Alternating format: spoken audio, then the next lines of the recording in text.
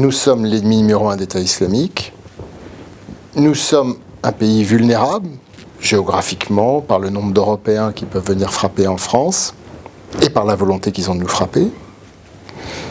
Troisièmement, face à l'ampleur de la menace, sa diversité de formes, attentats qui pourraient être organisés et puis djihad individuel, notre système est perméable et n'a plus l'efficacité qu'il avait avant.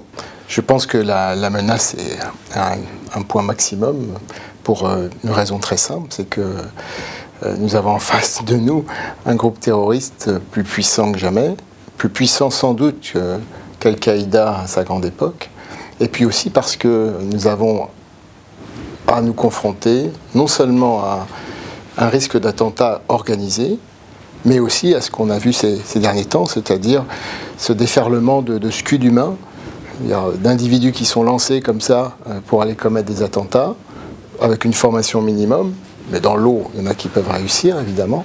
Donc on a devant nous un cumul de deux menaces, djihad individuel, la personne qui va passer à l'acte seul, et ne jamais oublier derrière que l'État islamique, très certainement, veut nous frapper durement et prépare des actions d'envergure, de plus grande envergure, de façon plus organisée, ancienne mode. L'État islamique est en train de préparer le terrain pour pouvoir frapper durement. C'est-à-dire qu'ils ont certainement des gens avec des armes, ils ont déjà travaillé avec eux, qui vont pouvoir fournir à la demande, etc.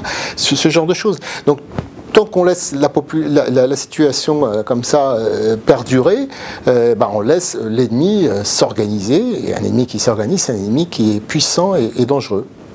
L'État islamique, déjà, nous a dans le collimateur plus. Donc, qu'on fasse des frappes en plus ou pas, ça ne changera strictement rien.